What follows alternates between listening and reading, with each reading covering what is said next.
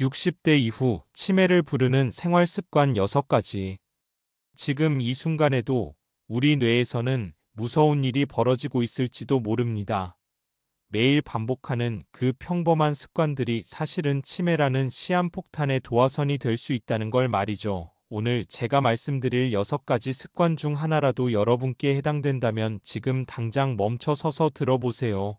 왜냐하면 이것은 단순한 건강 이야기가 아니라 여러분의 미래 그 자체에 관한 이야기니까요. 실제로 지난주에 제가 만난 한 분은 이런 말씀을 하시더군요. 선생님, 저는 아직 머리가 멀쩡한데 왜 자꾸 깜빡깜빡하는 일이 늘어나는지 모르겠어요.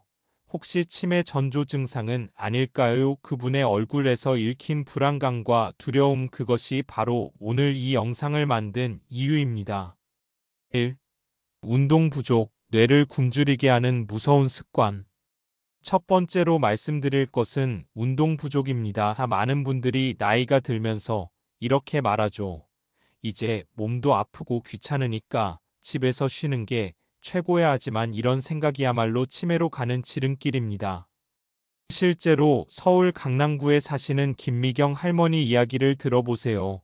70살이 되신 김할머니는 무릎 관절염이 심해지면서 그동안 즐겨하던 등산을 포기했습니다. 매주 토요일마다 친구들과 함께 남산을 오르던 것이 김할머니 삶의 큰 기쁨이었는데 무릎이 아프다는 이유로 산책마저 그만두고 집 안에서만 생활하기 시작했어요. 처음에는 괜찮았습니다. 아픈 무릎도 쉬고 편하기도 했죠. 하지만 문제는 6개월이 지나면서부터였습니다. 이전에는 척척 기억하던 손자 준호의 생일을 깜빡하기 시작했고 어제 뭘 먹었는지도 기억이 안 나기 시작했어요. 더 심각한 건 익숙한 동네 길에서도 가끔 방향 감각을 잃는다는 것이었습니다. 마트에 가려고 나섰다가 어느새 반대편 골목에 서 있는 자신을 발견하곤 했거든요. 왜 이런 일이 벌어진 걸까요? 우리 뇌는 근육과 똑같습니다. 쓰지 않으면 퇴화하는 거죠. 특히 운동을 하지 않으면 뇌로 가는 혈류량이 현저히 줄어들면서 뇌세포들이 서서히 죽어가기 시작합니다. 마치 식물에게 물을 주지 않으면 시들어가는 것처럼요. 더 정확히 말하면 운동 부족은 뇌에서 새로운 신경세포의 생성을 막고 기존 신경세포 간의 연결고리도 약화시킵니다. 하버드 의대의 연구 결과를 보면 놀라운 사실이 드러납니다. 규칙적인 운동을 하는 사람의 뇌는 운동을 하지 않는 사람보다 기억을 담당하는 해마 부위가 2% 더 크다는 것입니다. 2%라고 하면 별것 아닌 것 같지만 이는 치매 발병 위험을 30%나 줄이는 엄청난 차이입니다. 더 무서운 건 이 과정이 조용히 진행된다는 겁니다. 처음에는 전혀 느끼지 못해요. 조금씩 기억력이 떨어지고 판단력이 흐려지지만 그저 나이 탓이려니 하고 넘어가죠. 하지만 뇌 전문가들은 말합니다. 하루 30분만 걸어도 뇌로 가는 산소량이 20%나 증가한다고요. 그리고 걷기 운동을 꾸준히 하면 뇌에서 기억과 학습을 돕는 BDNF라는 단백질이 활발하게 분비된다고 합니다. 김할머니는 다행히 늦지 않았습니다. 딸의 간곡한 권유로 다시 가벼운 산책부터 시작했어요.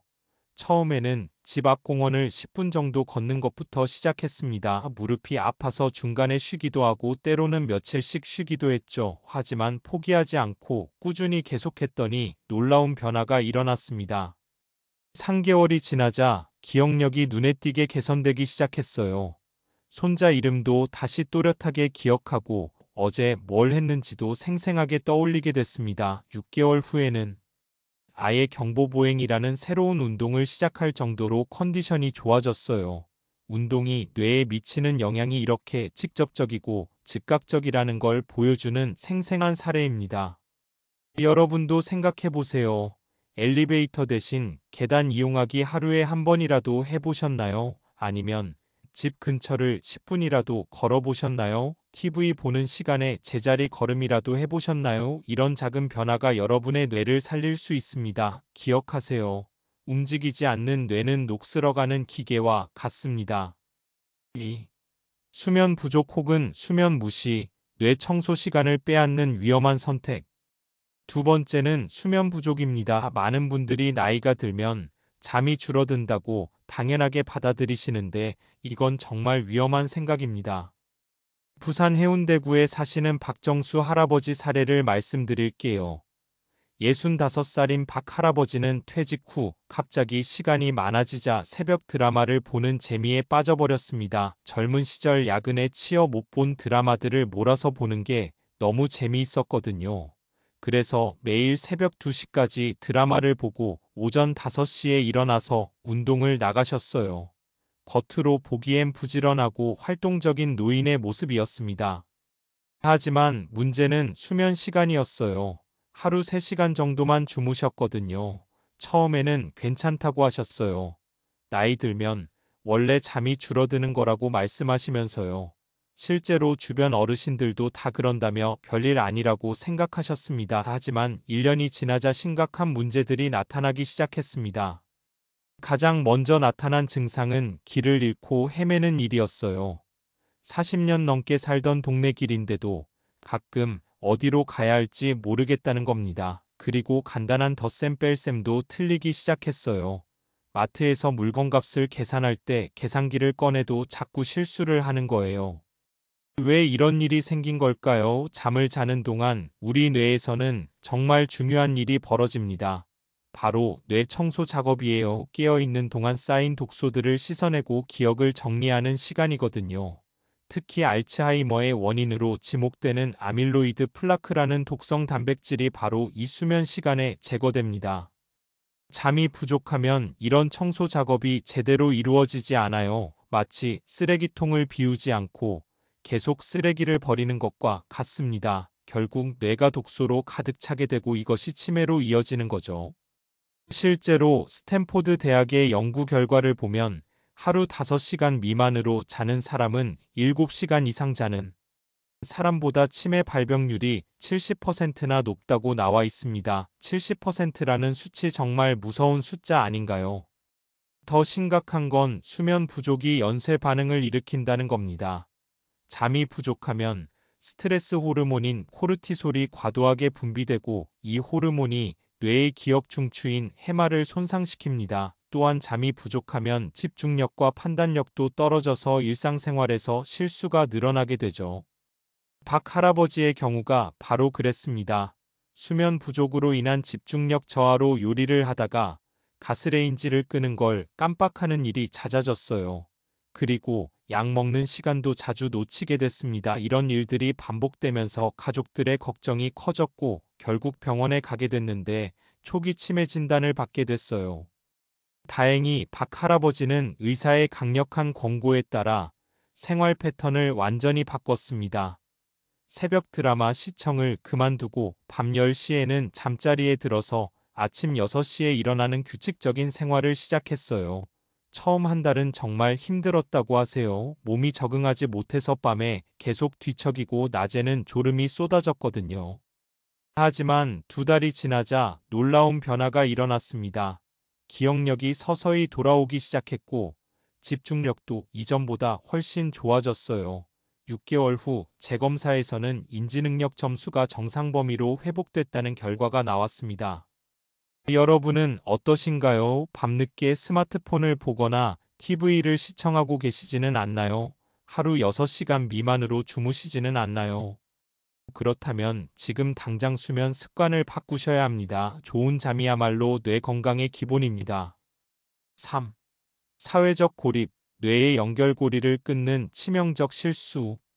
세 번째는 사회적 고립입니다. 많은 어르신들이 나이가 들면서 점점 사람들과의 만남을 줄여가는데 이것이야말로 치매를 부르는 지름길입니다.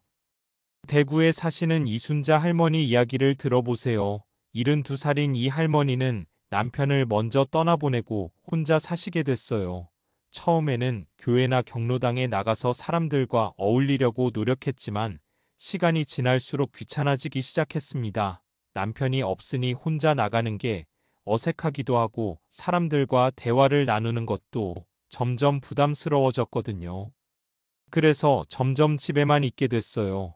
장 보는 일도 인터넷으로 하고 필요한 일들도 전화로 해결하려고 했습니다. 이렇게 6개월 정도 지나자 이상한 변화가 나타나기 시작했어요. 말하는 속도가 느려지고 단어가 잘 생각나지 않았습니다. 그리고 예전에 재미있게 봤던 드라마도 내용이 잘 이해되지 않았어요.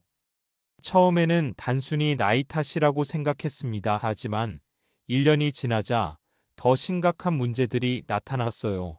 전화로 대화를 할 때도 상대방 말을 이해하는데 시간이 오래 걸렸고 간단한 결정도 내리기 어려워졌습니다. 예를 들어 저녁에 뭘 먹을지 결정하는 것조차 한참을 고민해야 했거든요. 왜 이런 일이 벌어진 걸까요? 사회적 상호작용은 우리 뇌에게 있어서 가장 복잡하고 고차원적인 활동입니다. 다른 사람과 대화를 나누려면 상대방의 표정을 읽어야 하고 말의 맥락을 파악해야 하고 적절한 반응을 생각해내야 해요. 이런 과정에서 뇌의 여러 영역이 동시에 활발하게 작동하게 됩니다. 특히 전두엽이라는 부위는 사회적 상호작용을 통해 가장 많이 자극받는 영역인데 바로 이 부위가 기억과 판단력을 담당하는 핵심 영역이기도 해요. 사회적 고립이 지속되면 전두엽 활동이 급격히 줄어들면서 인지능력 저하로 이어지는 겁니다. 시카고 대학의 20년간 추적 연구 결과를 보면 사회적으로 고립된 사람들의 치매 발병률이 그렇지 않은 사람들보다 무려 2.1배나 높다는 충격적인 사실이 밝혀졌습니다. 이는 흡연이나 고혈압보다도 더 위험한 수치예요. 더욱 무서운 건 사회적 고립이 우울증까지 유발한다는 점입니다. 혼자 있는 시간이 길어질수록 부정적인 생각이 늘어나고 의욕도 떨어지게 되어 그러면 더욱 사람들을 만나기 싫어지는 악순환에 빠지게 됩니다. 이순자 할머니도 바로 그런 상황이었어요. 사람들과 만나는 게 부담스러워서 더욱 집에 틀어박혀 있었고 그러다 보니 우울한 기분이 계속됐습니다. 말수도 점점 줄어들고 웃는 일도 거의 없어졌어요. 가족들이 전화를 걸어도 귀찮다는 표현을 자주 하게 됐고요. 다행히 이 할머니의 딸이 어머니의 변화를 심각하게 받아들이고 적극적으로 개입했습니다. 먼저 동네 경로당에 다시 나가시도록 설득했고 처음에는 딸이 함께 따라가기도 했어요. 그리고 할머니가 좋아하셨던 하모니카 동호회에도 가입시켜 드렸습니다. 처음에는 정말 힘들어 하셨어요.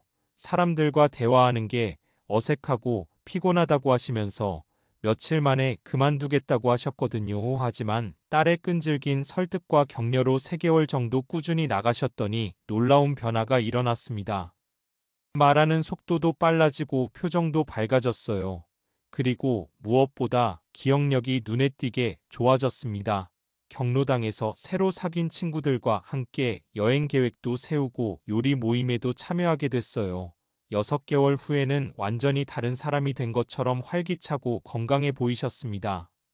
여러분은 어떠신가요? 하루 중 사람들과 대화하는 시간이 얼마나 되시나요?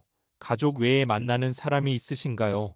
만약 그런 시간이 부족하다면 지금 당장 변화를 시작하세요. 작은 인사라도 이웃과 나누고 동네 모임에 참여해 보세요. 여러분의 뇌가 기다리고 있습니다. 4. 지나친 TV 시청, 뇌를 수동적으로 만드는 위험한 오락.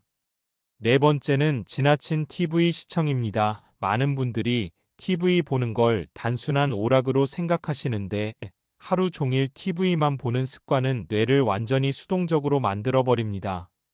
인천에 사시는 최영수 할아버지 사례를 말씀드릴게요. 68살인 최 할아버지는 퇴직 후 특별한 취미가 없어서 하루 대부분의 시간을 TV 앞에서 보내셨어요. 아침에 일어나서 뉴스를 보고 오전에는 재방송 드라마, 오후에는 예능 프로그램, 저녁에는 또 뉴스와 드라마를 보시는 게 일상이었습니다. 하루 평균 8시간에서 10시간 정도를 TV 앞에서 보내셨거든요. 처음에는 별 문제가 없어 보였어요. 세상 돌아가는 소식도 알 수 있고 재미있는 프로그램도 볼 수 있어서 나름 만족스러워 하셨습니다. 하지만 1년이 지나면서부터 이상한 변화가 나타나기 시작했어요. 가장 먼저 나타난 증상은 집중력 저하였습니다. 책을 읽으려고 하면 몇 줄 읽지도 못하고 딴 생각이 들어서 포기하게 됐어요. 그리고 사람들과 대화할 때도 상대방 말에 집중하지 못하고 자꾸 딴 곳을 보게 됐습니다. 마치 계속 채널을 돌리듯이 생각도 이리저리 흩어지는 거예요. 더 심각한 문제는 창의적 사고 능력의 저하였습니다.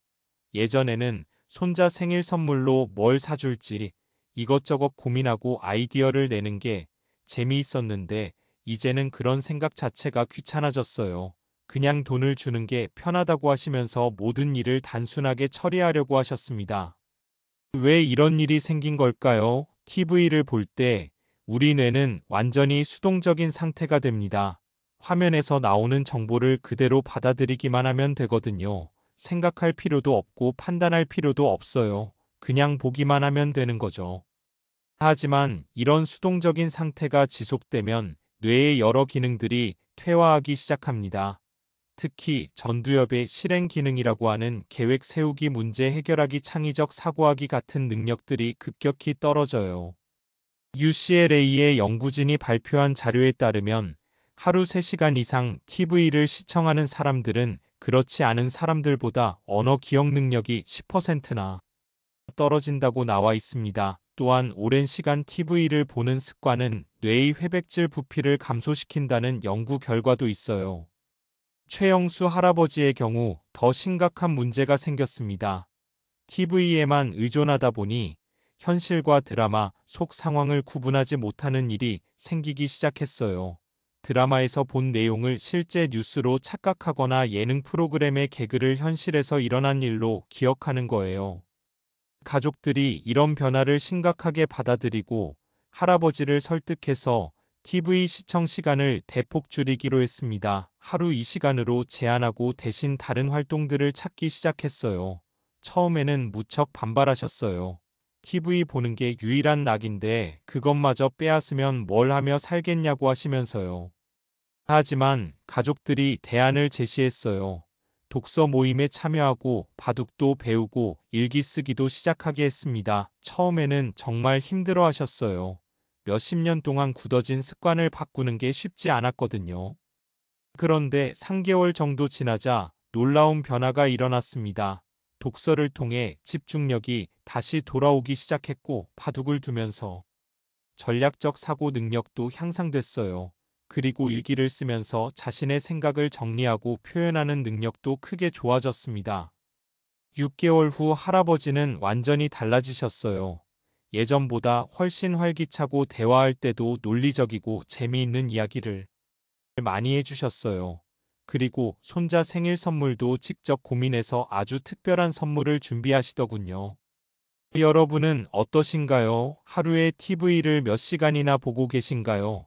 혹시 아무 생각 없이 채널만 돌리고 있지는 않으신가요? 그렇다면 지금 당장 TV를 끄고 다른 활동을 찾아보세요. 여러분의 뇌는 더 능동적인 자극을 원하고 있습니다.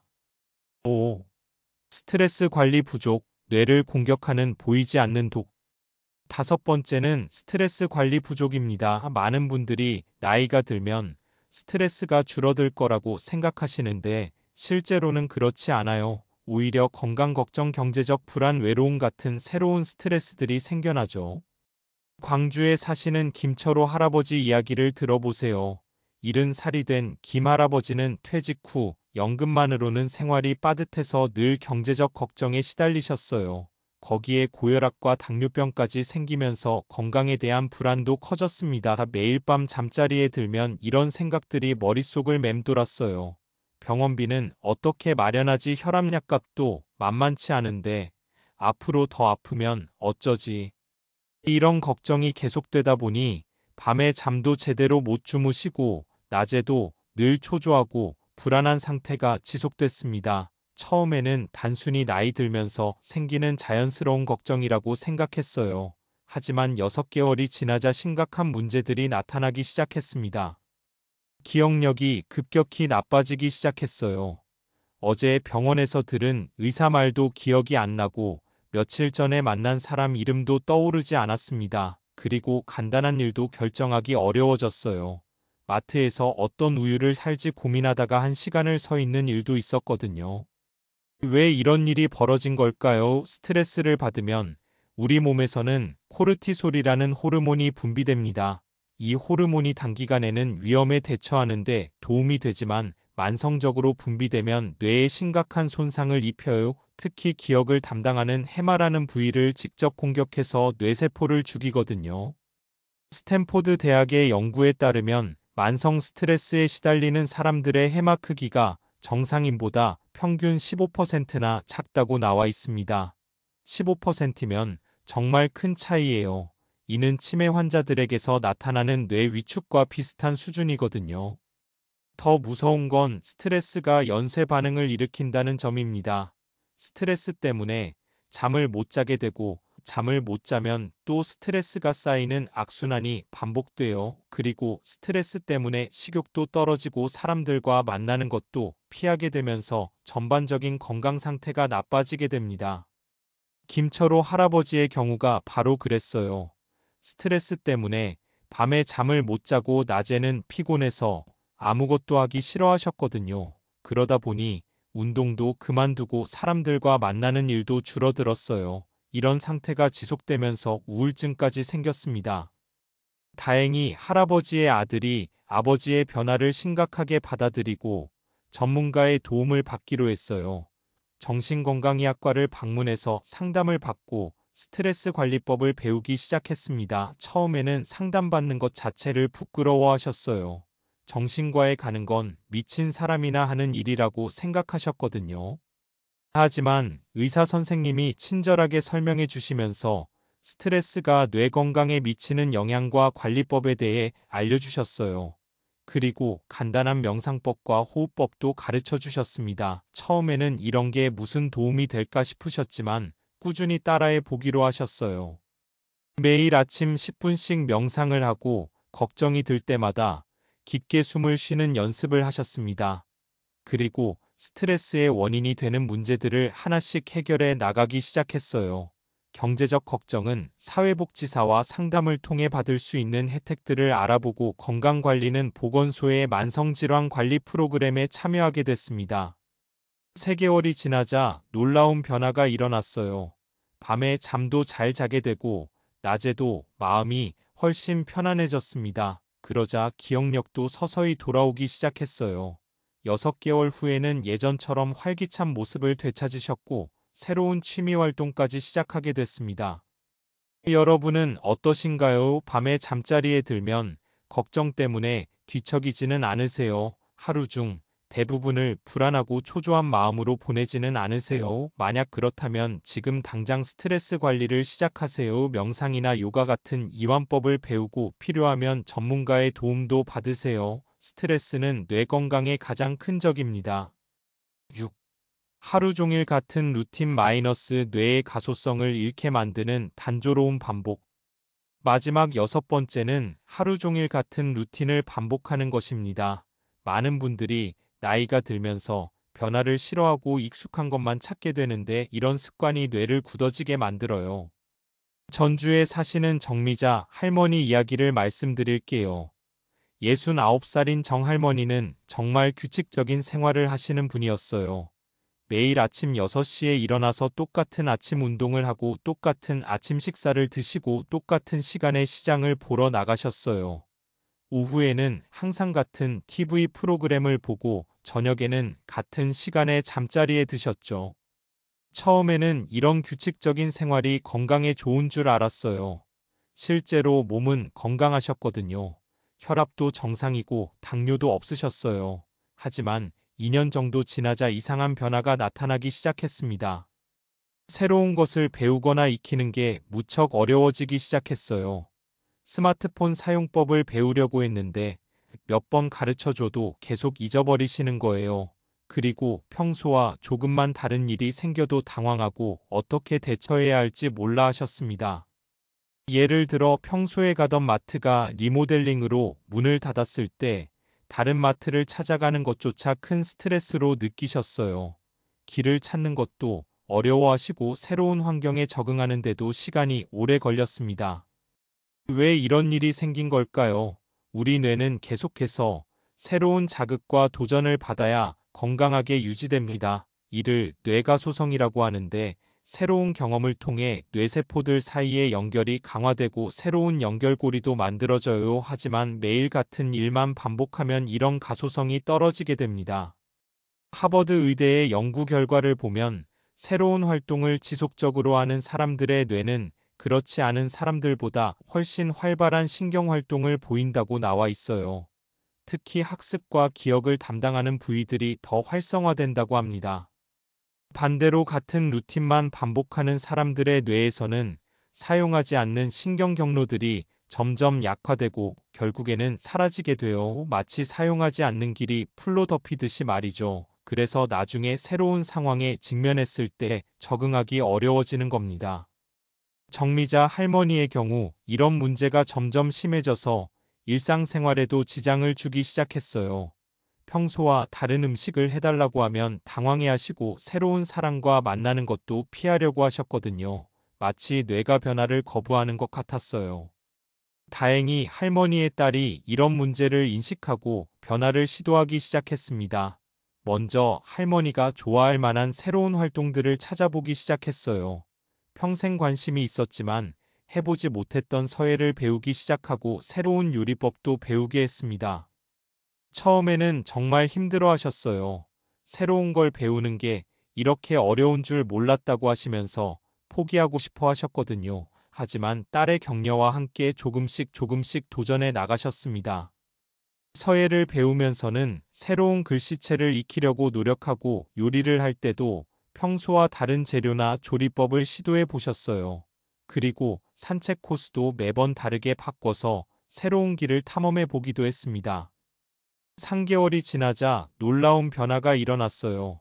새로운 것을 배우는 속도가 빨라지기 시작했고 변화에 대한 적응력도 크게 향상됐습니다. 6개월 후에는 스마트폰 사용법도 완전히 익히셨고 새로운 사람들과 만나는 것도 즐거워하셨어요. 1년 후에는 더욱 놀라운 변화가 있었어요. 할머니가 직접 새로운 도전을 찾아서 시도하기 시작하신 거예요. 영어 회화 수업에도 등록하고 컴퓨터 활용 교육도 받으셨습니다. 마치 뇌가 다시 젊어진 것 같았어요. 여러분은 어떠신가요? 매일 똑같은 시간에 똑같은 일을 하고 계시지는 않나요? 새로운 것에 도전해 본 지가 언제인지 기억나시나요? 만약 너무 오래됐다면 지금 당장 작은 변화부터 시작해 보세요. 새로운 길로 산책하기, 새로운 요리 해보기, 새로운 취미 배우기, 이런 작은 변화들이 여러분의 뇌를 살릴 수 있습니다. 희망의 메시지와 실천 다짐. 지금까지 치매를 부르는 6가지 생활 습관에 대해 말씀드렸습니다. 운동 부족, 수면 부족, 사회적 고립, 지나친 TV 시청, 스트레스 관리 부족, 그리고 단조로운 일상 반복, 이 모든 것들이 우리도 모르는 사이에 뇌 건강을 해치고 있었어요. 하지만 절망할 필요는 없습니다. 오늘 말씀드린 모든 사례들이 보여주듯이 늦었다고 생각할 때가 가장 빠른 때입니다. 지금 당장 시작하면 분명히 변화할 수 있어요. 가장 중요한 건 작은 것부터 시작하는 겁니다. 하루 10분 걷기, 30분 일찍 잠자리에 들기, 가족과 조금 더 대화하기, TV 대신 책 읽기, 스트레스 받을 때 깊게 숨쉬기, 새로운 길로 산책하기, 이런 작은 변화들이 모여서 큰 기적을 만들어낼 수 있어요. 여러분의 뇌는 여러분이 생각하는 것보다 훨씬 더 강하고 회복력이 뛰어납니다. 포기하지 마시고 오늘부터 하나씩 실천해 보세요. 건강하고 맑은 정신으로 가족들과 행복한 시간을 보낼 수 있는 그날까지 함께 노력해 나가요.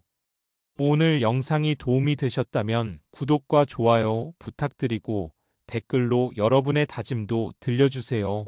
여러분의 건강한 노후를 진심으로 응원합니다.